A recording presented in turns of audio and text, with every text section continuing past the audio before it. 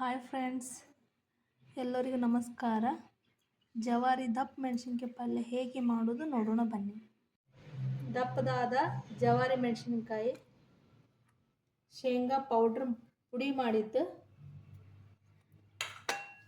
2 ಗಡ್ಡೆ ಬೆಳ್ಳುಳ್ಳಿ ಸುಲ್ಕೊಂಡಿದ್ದು ಜವಾರಿ, 2 ಬೊಟ್ಟು ಹುಣಸೆ ಹಣ್ಣು ನೋಡಿ ತುಂಬ ತೆಗೆದು ಅದಕ್ಕೆ 4 ಹೋಳು ಮಾಡ್ಕೊಂಡಿನಿ. ಈ ಥರ ಎಲ್ಲ ಥರ ಮಾಡ್ಕೊಂಡಿನಿ.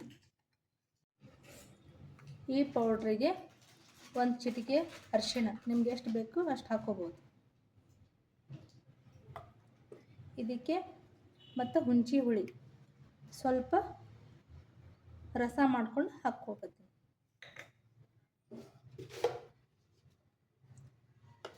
ಅದಕ್ಕೆ ಎಷ್ಟು ಬೇಕು ಸಾಲ್ಟ್.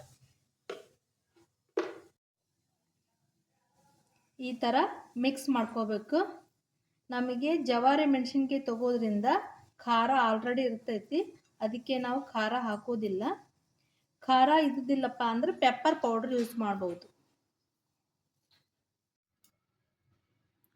ಈ ಥರ ಇದ್ರೊಳಗೆ ತುಂಬಬೇಕು, ಎಷ್ಟು ಹಿಡಿತದ ಅಷ್ಟು. ಇದೇ ಥರ ಎಲ್ಲದ್ರಾಗೂ ಹಾಕ್ತೀನಿ.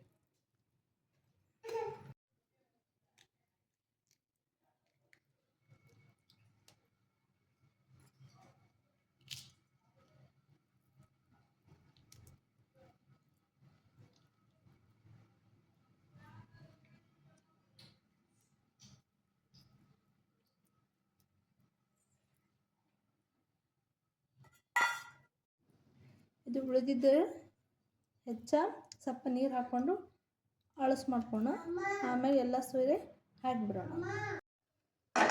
ತವ ಇಡೋಣ. ತವ ಕಾಯ್ದೈತಿ, ಎಣ್ಣೆ ಹಾಕೋಣ.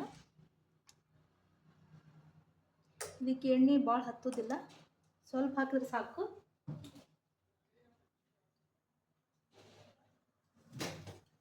ಸ್ವಲ್ಪ ಜೀರಿಗೆ ಹಾಕೋಣ,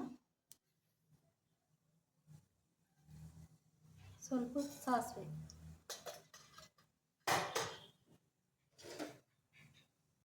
ಈಗ ಚಟಾಪಟ ಸಿಡಿತಾ ಇದ್ದಾವೆ. ಸ್ವಲ್ಪ ಕರಿಬೇವು ಹಾಕೋಣ,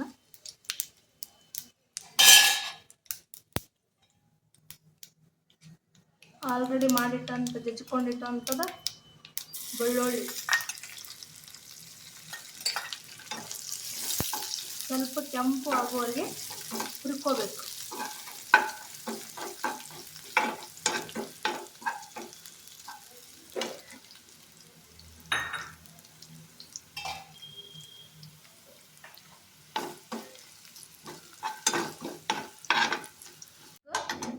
ಆನಂತರ ಒಂದೊಂದಾಗಿ ಈ ಡೊಮ್ ಮೆಣಸಿನ್ಕಾಯಿನ ಇಟ್ಕೋಬೇಕು. ಇಟ್ಕೋ ನಂತರ ಸ್ವಲ್ಪ ಎಣ್ಣೆಯಲ್ಲಿ ಫ್ರೈ ಮಾಡಬೇಕು. ಈ ಎಣ್ಣೆಯಲ್ಲಿ ಫ್ರೈ ಆಗಿದ್ದಾಗ ಈಗಾಗ ಉಳಿದಿದಂಥ ಶೇಂಗಾ ಕುಟ್ಟ ಹಾಕೋಣ. ಸ್ವಲ್ಪ ನೀರು ಸೇರಿಸಿ ಹಾಕೋಣ. ಎಕ್ಸ್ಟ್ರಾ ಇದು ನಿಮ್ಗೆ ಎಷ್ಟು ಬೇಕು ಅಷ್ಟು ನೀರು ಹಾಕ್ಕೊಳ್ರಿ.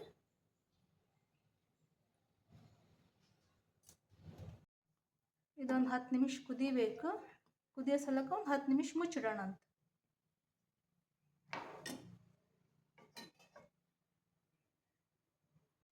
ಆಗಿದೆ ನೋಡೋಣ.